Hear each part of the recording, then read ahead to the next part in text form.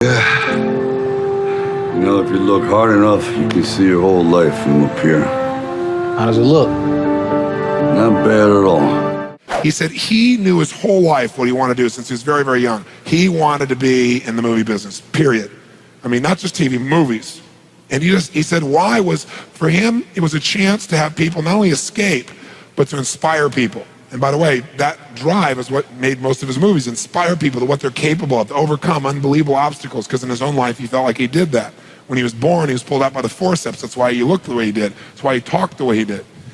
And he said, so I really want to do that. And he said, I knew why I want to do it, and I wasn't willing to settle for anything else. And he said, what happened was, I went out to try and get jobs, and it's not like I went, hey, Adrian, they went, you're a star. It didn't work out real well. They looked at me and said, hey, you're stupid looking, do something else. You know, what is it talking like this? There's no place for you in that stuff. You're never going to be a star in the movies. You're insane. No one's going to want to listen to somebody who looks dopey and talks out of the side of their mouth, right? And he got no after no after no after no. He said, I was thrown out more than 1,500 times of agents' offices in New York. I said, there aren't 1,500 agents in New York. He said, I know. I've been to them 5, 6, 7, 8, 9 times. He said, remember one guy went in there, and I got in there at 4 o'clock, and he wouldn't see me, so I stayed there, and I would not leave, and I stayed overnight. They came back the next morning, I was still sitting there. He said, that's how I got my first job. The guy said, fine, come in here. And he sat down, and he went through this, and he gave me my first movie. I said, oh, really? I thought Rocky was your first movie. He said, no, this other movie, I'd never heard of it. He said, I said, well, what character did you play? He said, well, I was in it for about 20 seconds. I was a thug that somebody beat up. He said, because they made me feel like, you know, people hate your guts. You getting beat up, it'll be a good thing. And he did like 3 movies like that. Never got anything, kept going out, rejection, rejection, rejection. So finally he realized it wasn't working. So he changed his approach. He said, I was starving, by the way. He said, I couldn't pay for even to have heat in my apartment. My wife was screaming at me every day to go get a job. I said, well, why didn't you? He said, because I knew that if I got a job, he said, I'd get seduced back and I'd lose my hunger. He said, I knew that the only way I could do this is if it was the only choice, if I burned all other bridges. Because if I did a normal job, pretty soon I'd be caught up in that rhythm and that stuff, and I'd feel okay about my life, and I feel like my dream would just gradually disappear. He said, I wanted to keep that hunger. That hunger was the only thing I thought was my advantage. He said, my wife didn't understand that at all. He said, we'd have these vicious fights, and he said, it was freezing. So I was broke, we had no money, and he said, so I finally went to the public library one day because it was warm. He said, I didn't want to read anything. He says, I went in, New York Public Library. He said, I was hanging out there, and I sat down in this chair, and somebody left a book there. And he said, I looked down at this book, and there were the poems of Edgar Allan, stories of Edgar Allan Poe. And he said, so I started reading it. He said, I got totally into Edgar Allan Poe. And he said, I know everything about it. He goes on for another 20 minutes telling me about Edgar Allan Poe. He knows everything, how he died, what it was about, what really happened. And I said, well, what did Poe do for you? He said, Poe got me out of myself. He got me to think about how I could touch other people and not worry about myself so much. And he said, it made me decide to become a writer. I said, just imagine Rocky the writer, right? And he said, so I tried to write a bunch of screenplays, nothing worked.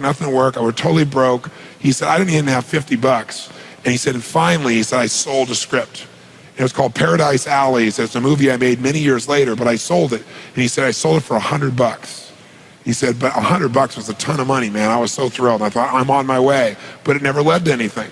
And he said, so finally, he said, I kept going and going and going. He said, finally, we were so broke. He said, I hawked my wife's jewelry.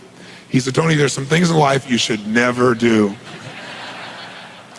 He said, that was basically the end of our relationship. She hated my guts so much. He said, now we were so broke, we had nothing, no food, no money. And he said, the one thing I loved most in the world was my dog. He said, I love my dog because he gave me unconditional love, unlike my wife. And he said, so what happened was, though, we were so broke that to survive, I couldn't even feed my dog. So I went to a liquor store. He said, it was the lowest day of my life. And I stood outside the liquor store trying to sell my dog to strangers. He said, I tried to sell my dog for $50.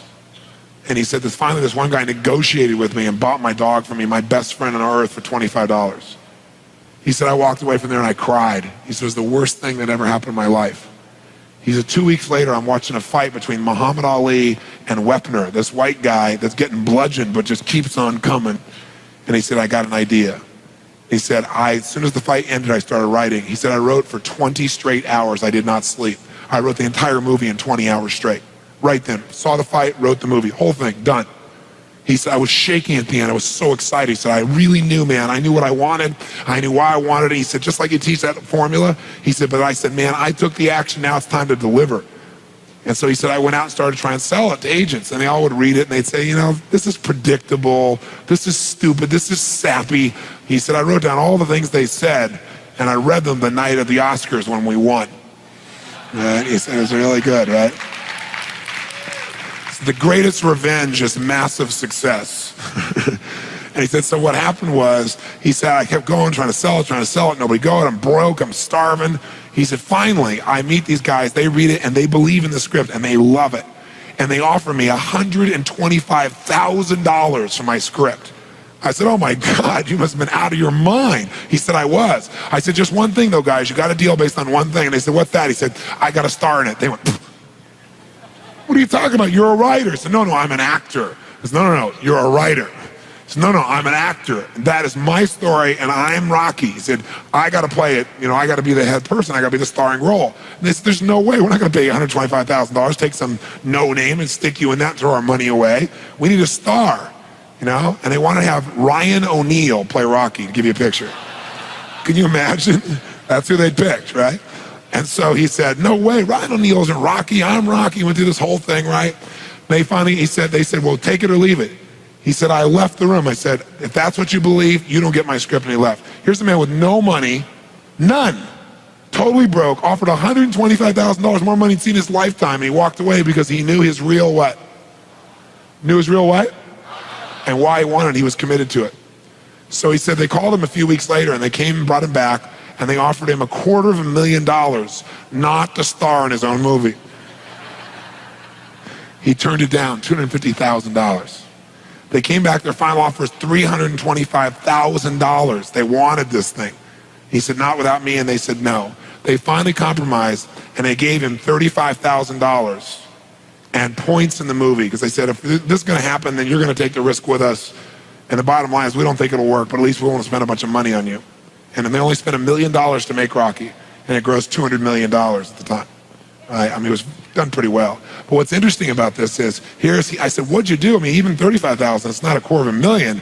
That's a lot of money when you don't have 25 bucks. I said, what's the first thing you did? I figured you went out and partied or something. He said, I went to that liquor store for 3 straight days and hoped that the man who had my dog frequented the store. He said, because I want to buy back my dog. I thought that was so cool, right? That was really cool. I said, what happened? He said, third day I was there, this guy walks by, and I see him, and I can't believe it, and there's my dog.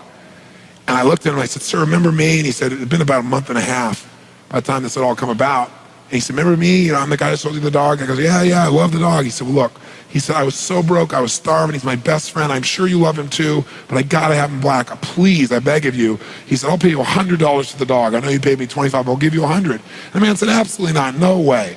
He's my dog now. You can't buy him back. Right? And Sly said, you know, Tony, you know, he said, know your outcome? I said, yeah. He said, I knew it. And he said, I kept changing my approach. So I went, $500 for the dog. The guy said, absolutely no way. He said, $1,000 for my dog. The guy said, no amount of money on earth is ever going to get this dog from you.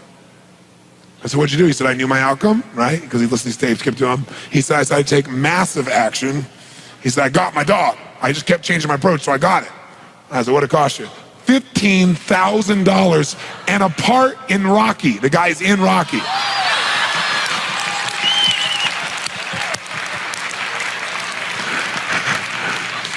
You know that dog in Rocky, Butt Kiss? That's Sly's real dog, right? That's the dog. He bought him back. So he put his dog in the movie, and he put the guy in the movie and paid $15,000 while he had $35,000.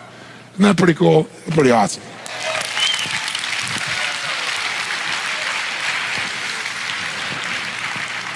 So there's always a way if you're committed.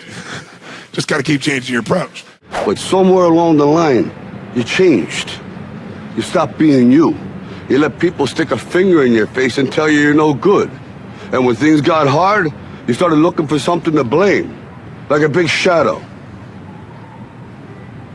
Let me tell you something you already know. The world ain't all sunshine and rainbows. It's a very mean and nasty place, and I don't care how tough you are, it will beat you to your knees and keep you there permanently if you let it. You, me, or nobody is gonna hit as hard as life. But it ain't about how hard you hit. It's about how hard you can get hit and keep moving forward. How much you can take and keep moving forward. That's how winning is done. Now, if you know what you're worth, now go out and get what you're worth. But you gotta be willing to take the hits and not pointing fingers saying you ain't where you want to be because of him or her or anybody. Cowards do that, and that ain't you. You're better than that.